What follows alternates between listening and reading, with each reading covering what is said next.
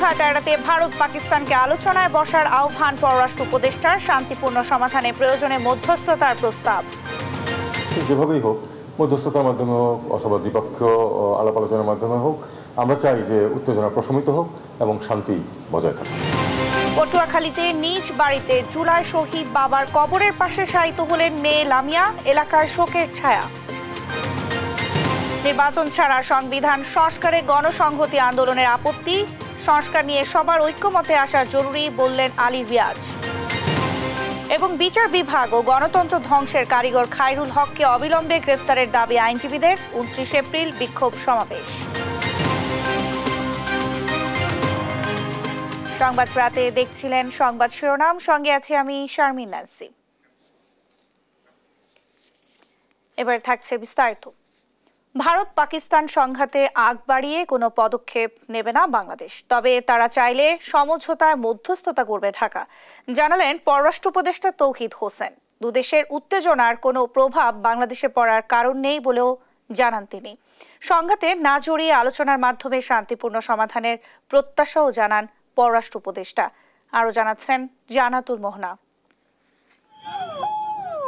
জম্মু কাশ্মীরে পর্যটকদের উপর হামলার জেরে ভারত পাকিস্তানের মধ্যে তীব্র উত্তেজনা বিরাজ করছে। পাল্টাপাল্টি নানা সিদ্ধান্তে গুমোট হাওয়া বইছে দক্ষিণ এশিয়া জুড়ে। দুদেশের উত্তেজনায় বাংলাদেশের অবস্থান পরিষ্কার করেছেন পররাষ্ট্র উপদেষ্টা তৌহিদ হোসেন। রোববার বিকেলে এক সংবাদ সম্মেলনে তিনি জানান, ভারত পাকিস্তান সংঘাতের প্রভাব বাংলাদেশে সরাসরি না পড়লেও আঞ্চলিক স্থিতিশীলতায় আলোচনার মাধ্যমে সমাধান জরুরি।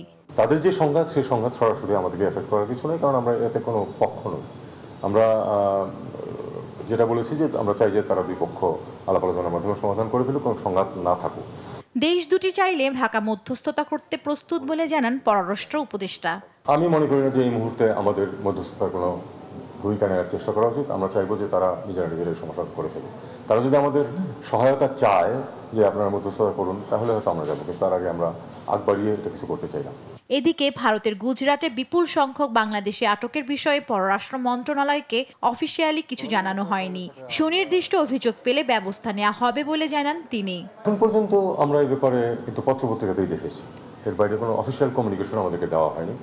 আর আপনারা জানেন যে অফিসিয়াল কমিউনিকেশন দিলেও আমাদেরকে দেখতে হবে যে আসলে তারা বাংলাদেশের লোক কিনা। যদি বাংলাদেশের মানুষ হয়, আমরা তাদেরকে অবশ্যই ফেরত নেব। ভারত পাকিস্তান দ্বন্দ্বে ব্যবসা বাণিজ্যে নেতিবাচক প্রভাব পড়লে তাৎক্ষণিক পদক্ষেপ নেওয়ার কথাও জানান পররাষ্ট্র উপদেষ্টা। তাদের সংঘাতের কারণে আমাদের ব্যবসা বাণিজ্যের যে এফেক্ট যদি হয়, সেই এফেক্ট যাতে বেশি আমাদের ক্ষতি করতে না পারে, আমাদেরকে সেই অনুযায়ী ব্যবস্থা নিতে হবে। জান্নাতুল মোহনা, দেশ টিভি, ঢাকা। জুলাই আন্দোলনে নিহত পটুয়াখালীর দুমকির শহীদ জসিম উদ্দিনের করুণ অধ্যায় যেন পুনরাবৃত্তি হলো তার পরিবারে। তার 17 বছরের কিশোরী মেয়ে সংঘবদ্ধ ধর্ষণের শিকার হয়ে ন্যায় বিচার না পেয়ে হতাশায় ভুগছিলেন। সেই হতাশা থেকেই তিনি আত্মহত্যা করেছেন বলে ধারণা করা হচ্ছে। এই মর্মান্তিক ঘটনার পর পরিবার ও এলাকাবাসী সহ পুরো এলাকায় শোকের ছায়া নেমে এসেছে।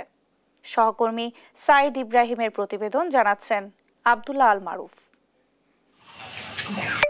17 বছরের লামিয়া পটুয়াখালীর দুমকি জনতা কলেজ থেকে এবার এইচএসসি পরীক্ষার্থী ছিলেন। গত 18 মার্চ উপজেলার পাঙ্গাশিয়া ইউনিয়নের রাজগঞ্জ এলাকার জুলাই আন্দোলনে নিহত শহীদ জসিম উদ্দিন হাওলাদারের মেয়ে লামিয়াকে রাস্তা থেকে তুলে নিয়ে সংঘবদ্ধ ধর্ষণের অভিযোগ ওঠে। এ ঘটনার পরদিনই ভুক্তভোগীর করা মামলায় অভিযুক্ত দুজনকে গ্রেপ্তার করে পুলিশ। এছাড়া অন্য চিহ্নিত অপরাধীরা ছিল ধরাছোঁয়ার বাইরে। এ বিষয়ে বেশ কিছুদিন ধরেই হতাশার মধ্যে ছিলেন ভুক্তভোগী কিশোরী। আর এই হতাশা থেকেই তিনি আত্মহত্যা করেছেন বলে ধারণা করা হচ্ছে। অপরাধীরা সমাজের প্রভাবশালী উল্লেখ করে লামিয়াকে হত্যায় প্ররোচিতদের দ্রুত বিচারের দাবি জানান স্বজন ও এলাকাবাসী। বাপ মরছে, মা মরছে, মাইয়ে মরছে, পোয়া মরছে, এখন আবার নাতি মরে। আমার দুঃখের কথা কেডা বুঝবে? কি দুর্ঘটনা! আপনাদের সবাইকে আমি একটু বিচার চাই, সঠিক বিচারটা আল্লাহর কাছে দেখে আপনারা বিচারটা করেন। রোববার রাত 8টায় পটুয়াখালীর দুমকির পাঙ্গাশিয়া ইউনিয়নের রাজগঞ্জে বাবা শহীদ জসিম উদ্দিনের কবরের পাশেই তাকে দাফন করা হয়। নিউজ ডেস্ক, দেশ টিভি।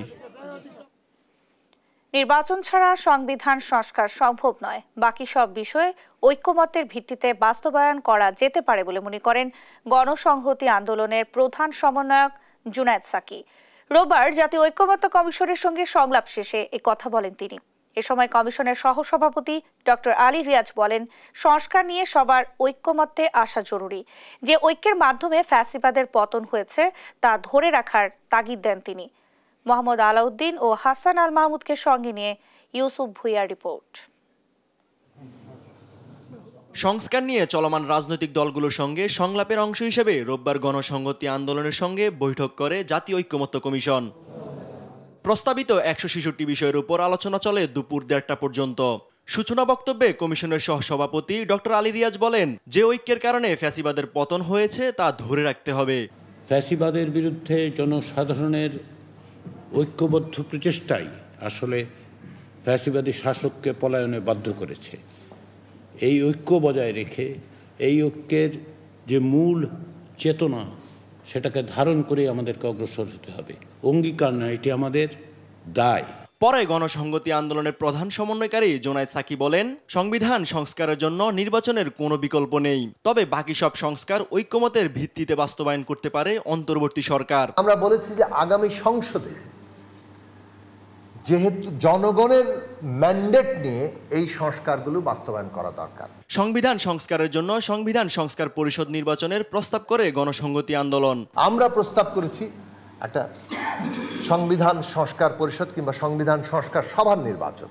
কেন সেটা আমরা পরিষ্কার করি যে একটা গণপরিষদ কিংবা সংবিধান যাকে বলে যে সংবিধান সভার যে নির্বাচন, সেটা জনগণ একটা সংসদকে একটা সংবিধান তৈরি অনুমোদন দেয় কিংবা এখতিয়ার দেয় কিংবা ক্ষমতা দেয়।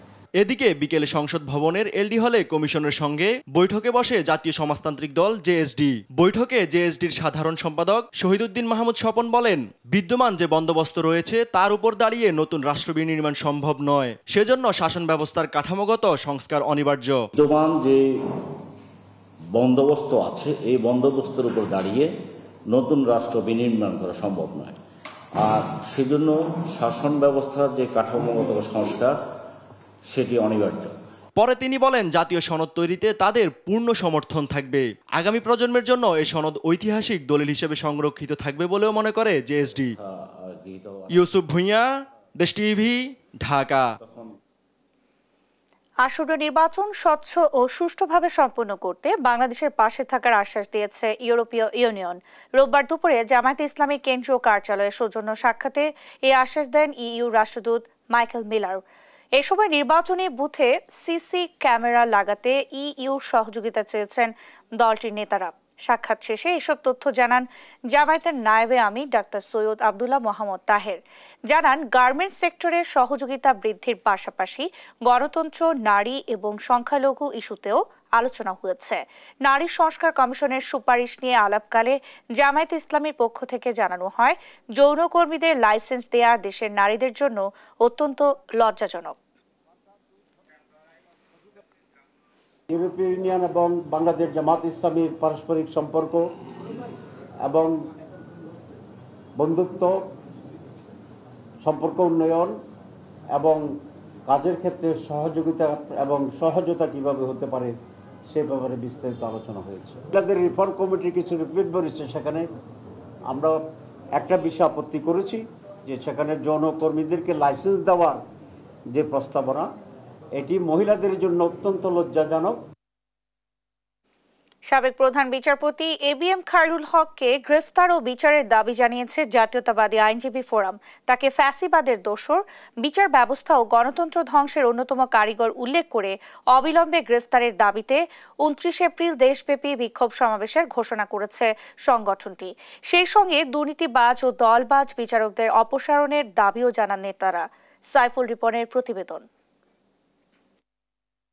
দেশের বিচার বিভাগের ইতিহাসে ব্যাপক আলোচিত সমালোচিত নাম বিচারপতি এবিএম খায়রুল হক।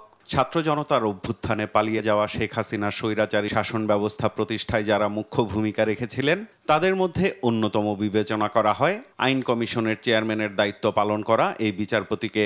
তার কলমের খোঁচায় তত্ত্বাবধায়ক সরকার ব্যবস্থা বাতিলের সুযোগেই যেন তেন উপায়ে একতরফা 3টি নির্বাচন করে তৎকালীন সরকার প্রধান।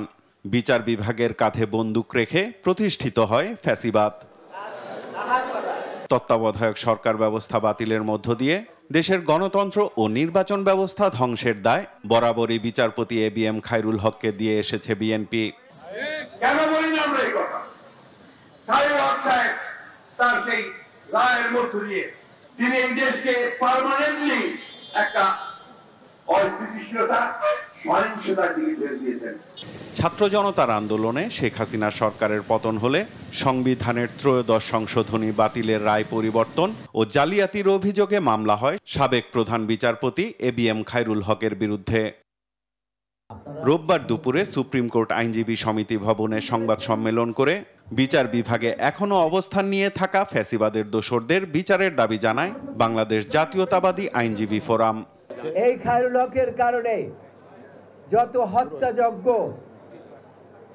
এই বাংলাদেশে, যত গুম খুন যা কিছু হয়েছে, সব কিছুর মূল হোতা হচ্ছেন এই খায়রুল হক। কাজেই তার বিচার অবশ্যই হতে হবে। সাবেক প্রধান বিচারপতি ABM খায়রুল হকের বিরুদ্ধে আইনগত ব্যবস্থা নেয়ার দাবিতে কর্মসূচি ঘোষণা করেন জাতীয়তাবাদী আইনজীবী ফোরামের মহাসচিব। 29 এপ্রিল বুধবার, মঙ্গলবার বাংলাদেশের সর্বোচ্চ আদালত সুপ্রিম কোর্ট সহ ঢাকা বার সহ সারা বাংলাদেশের প্রত্যেকটা আদালতে খায়রুল হককে আইনের আওতায় আনার লক্ষ্যে প্রতিবাদ এবং বিক্ষোভ কর্মসূচি গ্রহণ করা হয়েছে। সাইফুল রিপন, দেশ টিভি, ঢাকা। চাহিদার তুলনায় উৎপাদন কম হওয়ায় লোডশেডিং হলেও তা সহনীয় রাখার চেষ্টা চলছে বলে জানিয়েছেন বিদ্যুৎ জ্বালানি উপদেষ্টা ফাউজুল কবির খান। সচিবালয়ে খুলনা অঞ্চলে ব্ল্যাকআউট নিয়ে ব্রিফিংয়ে এ কথা জানান তিনি। এ সময় মেট্রো রেল বন্ধ হলে তাৎক্ষণিক ত্রুটি সারাতে কারিগরি টিমকে 10 থেকে 15 মিনিটের মধ্যে ঘটনাস্থলে পৌঁছানোর নির্দেশ দেওয়ার কথা জানান উপদেষ্টা। তৌফিক মাহমুদ মুন্নার রিপোর্ট। দেশের দক্ষিণাঞ্চলের 21 জেলায় শনিবার বিকালে হঠাৎ বন্ধ হয়ে যায় বিদ্যুৎ সরবরাহ। বিকেল 5:48 থেকে জেলাগুলোতে গড়ে 2.5 ঘন্টা বিদ্যুৎ বন্ধ ছিল। জাতীয় গ্রিড ফেল হওয়ার কারণে এই সমস্যা হয়েছে বলছে West zone power distribution company limited. দুপুরে সচিবালয়ে দক্ষিণাঞ্চলে ব্ল্যাকআউট নিয়ে বৈঠকে বসেন বিদ্যুৎ জ্বালানি ও খনিজ সম্পদ মন্ত্রণালয়ের উপদেষ্টা মোহাম্মদ ফাউজুল কবির খান। গঠন করেন 8 সদস্যের তদন্ত কমিটি। উপদেষ্টা বলেন, শহর ও গ্রামে এবার সমানভাবে লোডশেডিং দেওয়া হবে না। প্রথম যেটা নির্দেশ দেওয়া হয়েছে যে ওই যে শহর গ্রামের মধ্যে হবে না, যে আমি বলছি যে লোডশেডিং এটা সমানভাবে করতে হবে। আমরা এটা পরিষ্কার নির্দেশ দিয়েছি যে এটা সমানভাবে করতে হবে। এটা হলো 1 নম্বর। 16,500 পর্যন্ত মানে আমরা 16,500 পর্যন্ত আমরা এখন পর্যন্ত জেনারেশন করছি। এদিকে শনিবার মেট্রো রেল 1 ঘন্টা বন্ধ থাকার কারণ খতিয়ে দেখতে বুয়েটের অধ্যাপক শামসুল হককে প্রধান করে কমিটি গঠন করেছে সড়ক পরিবহন সেতু মন্ত্রণালয়। তো মেট্রো রেলের যেটা ওটা একটা ইলেকট্রিক্যাল ছিল, কিন্তু সেই ইলেকট্রিক্যাল আমাদের কোনো এই যে ডিস্ট্রিবিউশন কোম্পানির থেকে ফল্টের জন্য হয় না। আমরা ডিপিডিসিকে সেখানে পাঠাইছি, ডেস্কোকে আমরা সেখানে পাঠাইছি, ওদের এটা ওদের ইন্টারনাল। তো সবচেয়ে যেটা মারাত্মক যেটা অবস্থা সেটা হচ্ছে, যেটা খারাপ সেটা হচ্ছে যে এই জিনিসটা সারতে 5 মিনিট লাগছে, কিন্তু লোক যেতে 1.5 ঘন্টা লাগছে। তো এই জন্য আমরা একটা ব্যবস্থা নিচ্ছি যে আজকে যে মেট্রো রেলের এমডি এখানে ছিল যে 10 to 15 মিনিটসের মধ্যে রেসপন্স করতে পারতে হবে ম্যাক্সিমাম, সর্বোচ্চ। মেট্রো রেল, বিদ্যুৎ ও সড়ক রেলপথে সেবা বিঘ্নিত হলে টেলিভিশনে স্কল দেওয়ার নির্দেশ দেন উপদেষ্টা মোহাম্মদ ফাউজুল কবির খান। রূপপুর বলে যে আজকে আমরা চালু করতেছি। তৌফিক মাহমুদ মুন্না, দেশ টিভি, ঢাকা।